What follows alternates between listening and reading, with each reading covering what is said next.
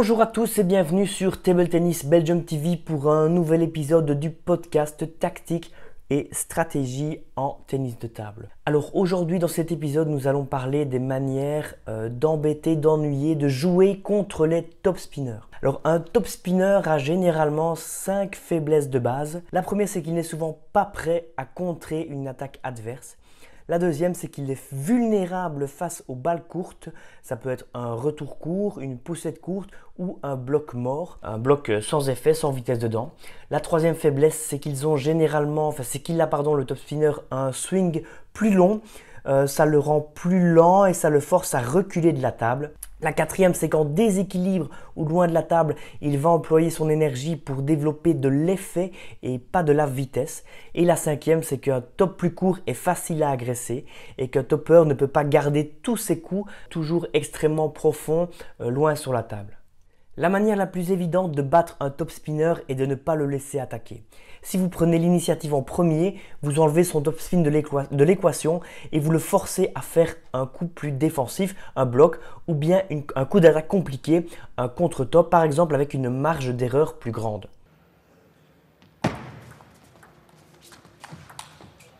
Utilisez votre jeu de service-retour pour placer vos coups fort tôt dans l'échange. Si un topper a un bon contre-top spin, variez votre première attaque, effet, vitesse, longueur.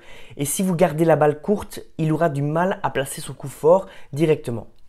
S'il flippe quand même ou sert top spin latéral, tirez avantage de la faiblesse numéro 3. Attaquez rapidement le flip ou le service. Il sera obligé de reculer pour lancer un full swing. Loin de la table, il aura du mal à envoyer un coup gagnant. Voici la faiblesse numéro 4. Il sacrifie la vitesse pour l'effet, vous laissant le temps de réagir presque à votre aise. Gardez la balle profonde sur la table. Le top spinner aura alors du mal à balancer un coup fort, à balancer un coup droit gagnant et percutant directement.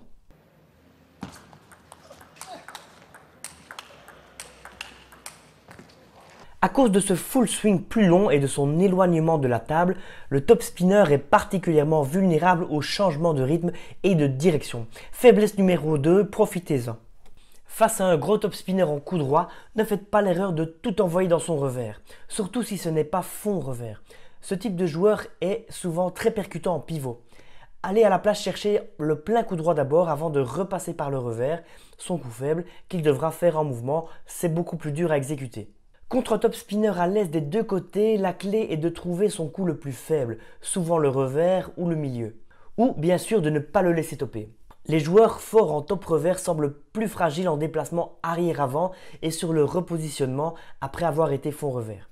En résumé, vous allez gagner des points en plaçant vos attaques en premier grâce à votre jeu de service-retour, en le forçant à reculer grâce à vos coups rapides et secs et en le déplacement latéralement mais surtout arrière-avant puis en contre-attaquant sur ses tops les plus faibles. Si vous aimez, n'hésitez pas à vous abonner, il devrait y avoir un bouton pour s'abonner quelque part juste ici. Voilà, n'hésitez pas, ça fait plaisir. On est bientôt 10 000 abonnés sur la chaîne. Si vous voulez consulter la playlist complète, n'hésitez pas à aller regarder dans le top commentaire. Il doit sûrement y avoir un lien vers la playlist complète de toutes les vidéos tactiques. Et à bientôt pour un nouvel épisode.